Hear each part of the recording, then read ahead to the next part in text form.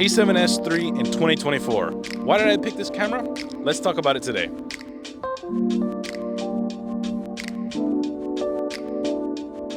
Hey, welcome to my messy dining room. So basically, the FX3 is just a better version of the Sony A7S III. A 12.1 megapixel backlit sensor, 5-axis in-body stabilization, and 10-bit 422. The FX3 pretty much does everything that the A7S III does, but better. Why did I pick this camera? Basically, we need a camera that's going to take excellent video and just as equally good photos. And I know what most of you guys might be thinking to yourselves. The FX3 takes photos. Yes, but the FX3 doesn't have a viewfinder, which is why I decided to go with the A7S III.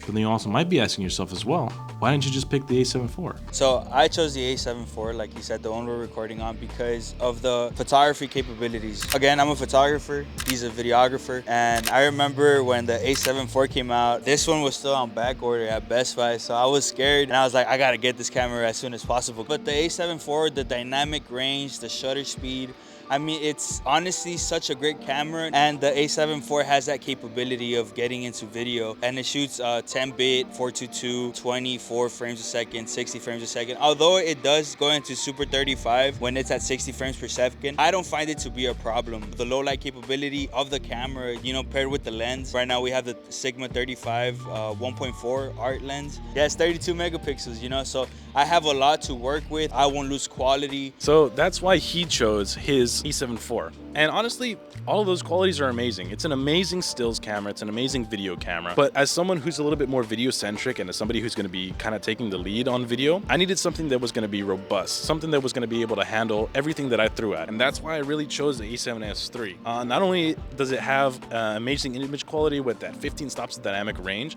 it has dual native ISO that allows me to shoot crazy low light images.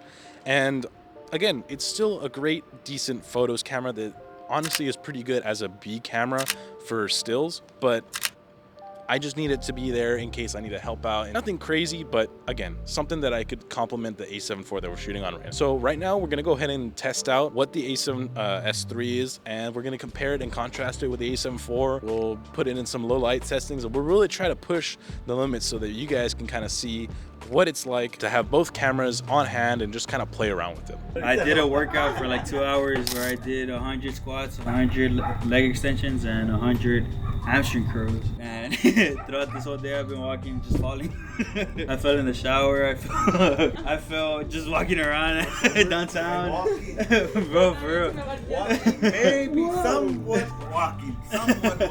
What's it called? So my legs are fried right now.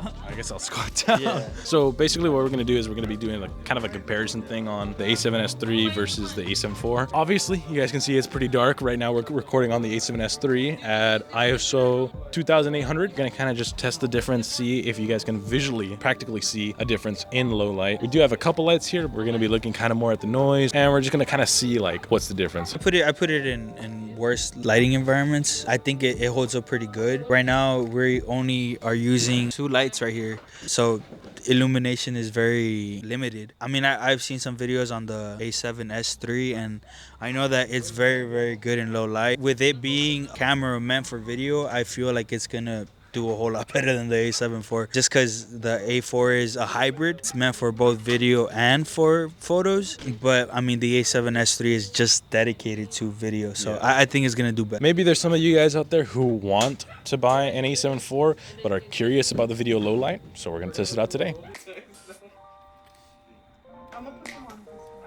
The Sony A7IV honestly did a lot better than I thought. The dual native ISO for the A7IV is 800 and 3200, and I believe for this shot we were shooting at 3200, and honestly it looks very clean. Another thing to note is, I don't know if maybe we messed up the base ISO, because I could have swore that it was 6400 when we searched it up, but apparently right now Google's telling me that it's 800. In certain shots, the dynamic range feels a lot less than the A7S. For the A7S III, obviously it did amazing, and it looks even better when you color grade it. Right now we are looking at Rec 709 footage, so this is converted from S-Log 3 to Rec 709, which is why it looks pretty normal. But if we add a simple grade on it, you can see how much the colors pop, and that kind of goes for both images. And if we try and match 2 shots of the cat, honestly, with the color balance change, it looks exactly the same. I honestly could not tell a difference. When it comes to noise, I do think the A7S3 did a little bit better, but at the same time, in certain locations, the A7IV honestly did better, just depending on light. Again, this is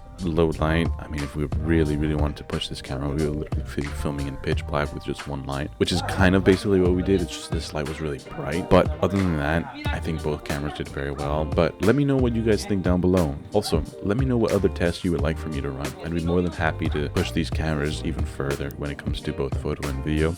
I'm also thinking about making a video on how to expose and color grade 8-bit footage in S-Log 3. So if that's something you guys would like, please let me know again down in the comments. And do me a favor, leave a like on this video, consider subscribing for more content like this. We are going to be uploading a behind the scenes on a commercial shoot in a couple weeks, so be looking forward to that. But other than that, thank you guys for watching. Adios.